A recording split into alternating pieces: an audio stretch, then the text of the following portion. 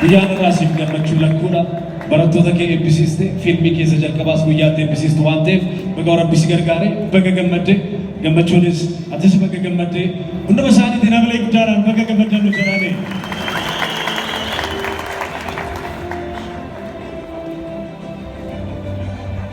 Kanattaan suutiin immoo barsiisota abbaa lataa Acting Academy yeroo sartifikeetii isaaniif kenninu ta'a. Sila leencoon jalqaba irratti galateeffatee ture. Ofii isaatis nama aartiiti. Walaloonni dhiyeessu akkasumas nama aartiif of kennedha. Haftee Baqqalaa. Barsiisaa jabaa aartii Oromoo keessatti ogeessa cimaa. Haftee Baqqalaa.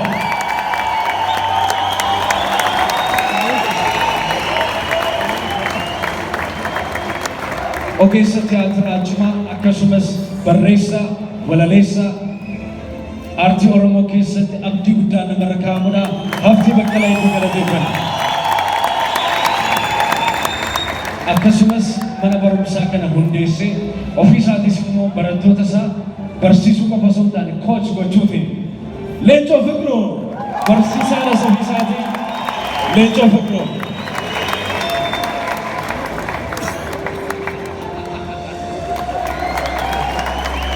Pradeta ni bicara, Yirna kacau.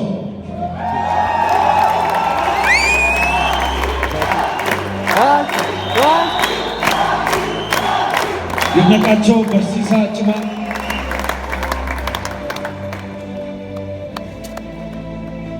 Fikirnau Hamasno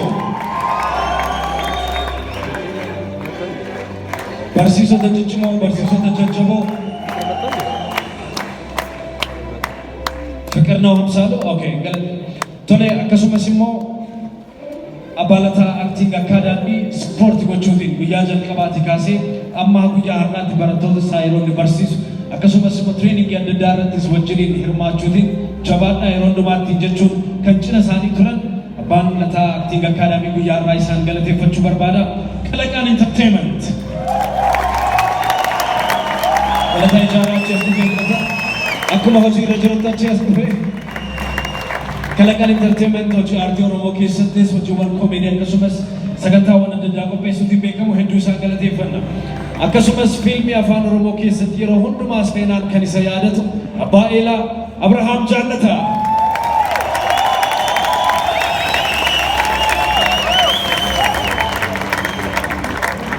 Tole itti aansuutiin immoo fiilmii ጭጭሞ ከሱማ ይሄንን በአማርኛ ብደስ ይለኛል።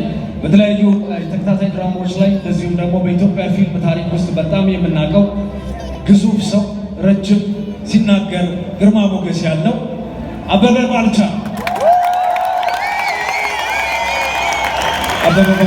እናመሰግናለን።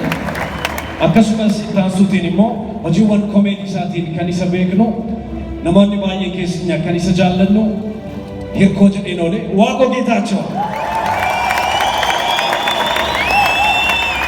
Waaqoo Geetaachoo. Abalata Acting Academy keessattis yeroo hunduma yeroo barbaachisutti argamuutiin akka hiriyyaatti akkasumas sagantaa kana qindeessuu keessatti illee baay'ee namoota dhamaa jiran keessaa tokko.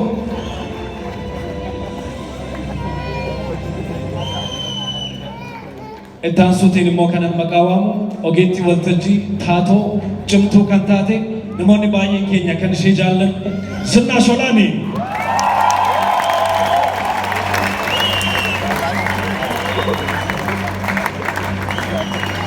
Zinnaash Olaanii hamilee guddaatiin gara waltajjii keessa abalata Acting Academy hojii hojjetu hunduma keessatti yeroo hundumaa cina isaaniitti argamuutiin sappoorti gochuutiin Zinnaash Olaanii hedduu galateeffannaa abalata Acting Academy galatoomii ulfaadhu jechuutiin sartifikeetii kana kennaniiruufi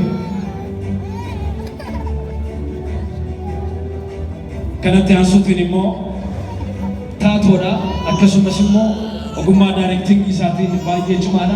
Awwaardota fiilmiin irratti hojjeteen kana duras si'a lamaan tokko fudhatee jira.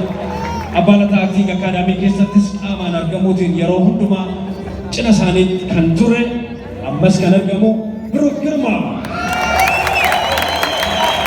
ፕሮግራማ አባላታ አክቲንግ አካዳሚ ሄዱ ገለቶሚ ሲንጀነው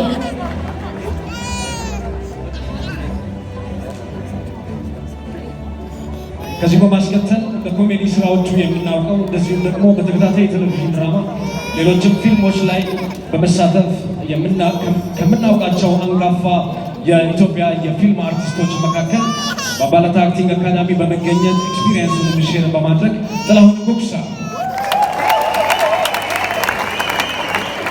ግዶች ነገር ላይ ፍጹም ዘገየ